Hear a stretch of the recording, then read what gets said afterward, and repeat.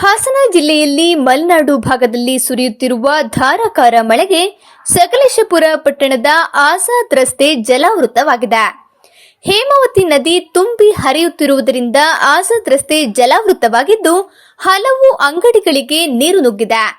ಸ್ಥಳಕ್ಕೆ ತಹಸೀಲ್ದಾರ್ ಮೇಘನಾ ಭೇಟಿ ನೀಡಿ ಪರಿಶೀಲನೆ ನಡೆಸಿದ್ದು ಮನೆ ಅಂಗಡಿಗಳಿಂದ ಸುರಕ್ಷಿತ ಸ್ಥಳಗಳಿಗೆ ತೆರಳುವಂತೆ ಸೂಚನೆ ನೀಡಲಾಗಿದೆ. ಹೇಮಾವತಿ ನದಿಗೆ ಹರಿದು ಬರ್ತಿರುವ ಭಾರಿ ಪ್ರಮಾಣದ ನೀರು ಹರಿದು ಬರ್ತಿದ್ದು ಮುಂಜಾಗ್ರತಾ ಕ್ರಮವಾಗಿ ಆಜಾದ್ ರಸ್ತೆಯ ನಿವಾಸಿಗಳಿಗೆ ತಹಸೀಲ್ದಾರ್ ಮೇಘನಾ ಸೂಚನೆ ನೀಡಿದ್ದಾರೆ.